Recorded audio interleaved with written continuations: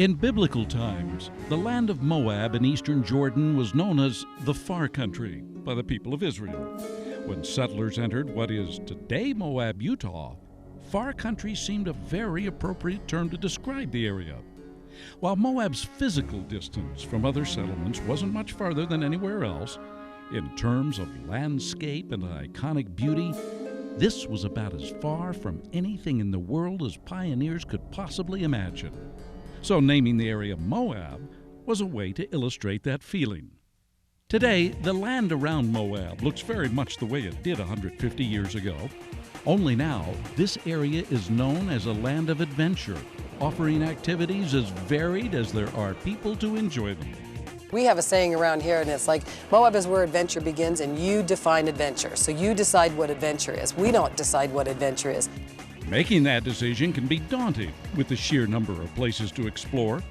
But the problem this time of year doesn't usually come down to not being able to decide what to do for fun, but rather how to beat the heat. Summer in the Southwest is known for scorching temperatures, but in Moab, cooling off is actually far easier than most people realize. It really isn't too hot down here. We want people to put that idea aside and know that when they come down to Moab, Utah, there's always something that they can do all seasons. But particularly in the summertime and trying to cool off, it's interesting because we have the LaSalle Mountains that are just 30 minutes away, and on the LaSalle Mountains we have amazing alpine trails. So coming down here in the summertime, a lot of bicyclists and hikers don't think about hiking here in the summertime, but we have gorgeous alpine trails to do that in. And up on the mountains we have a number of little small lakes that people can go from lake to lake and hike from lake to lake, and it's just really kind of a neat little place to be. So if they come down and they plan their hiking and biking in the morning and plan them on the alpine trails, then they can actually cool off in the Colorado River as well in the afternoon. We don't see very many people out on this river. It's just not a very high traffic river. The thing that's nice is it's so peaceful. The mighty Colorado acts as the northern entrance to Moab, beckoning rafters, kayakers, and storytellers, all to take a dip and allow the current to lead them toward unimagined exploits. Rafting companies are all along Moab's main street. Some offer leisurely floats through the canyons, inviting quiet contemplation and a relaxed environment. Others push you through the rougher waters in an attempt to get your blood pumping.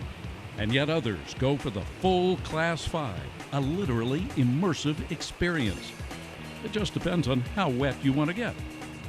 Jet boat tours are another river experience that, while less of an adrenaline rush, offer a glimpse at the Colorado you're not likely to discover in any other way.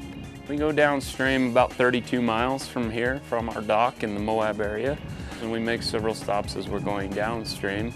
We stop at some petroglyphs. We go down below the base of Dead Horse Point, so we're looking up at Dead Horse Point, which is a little over 2,000 feet in elevation. We stop and just float for a little while and have a snack as we're going down the river, and it's nice and peaceful because you don't hear anything else.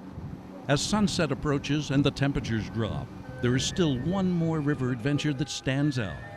Instead of quietly floating along, Canyonlands by Night and Day offers a tour that involves history, shadow, and a healthy dose of imagination. This is a sound and light show. It's unique because there are only 1 or 2 sound and light shows in the whole world. And even at that, ours is unique. We've been doing it for many years. It was actually started by a guy from a little town in Texas. He came here and looked at these great big rock walls and said, why not light these walls at night and do an evening program? With a little bit of music, Old West tales, and a whole lot of light, the canyons of Moab take on a life that is unmatched in the brightness of a summer day. In our 21st century world of quick international travel, distances aren't as daunting as they used to be, and there are really no more far countries. Well, in the case of Moab, you could probably argue that fact. After all, even today, there are few landscapes that come close to what you'll find here. There's so many different places, there's so many different canyons, there's so many different arches, there's so many different bridges, there's so many different rivers to look at and to try that it's endless. I've been here for 33 years and I still haven't done everything that there is to do, and I still find new things to do every time I'm looking. So if you want to find a place where adventure doesn't stop and you can stay cool to boot, you're Far Country. isn't really that far away at all. From Moab, Utah, I'm Terry Wood.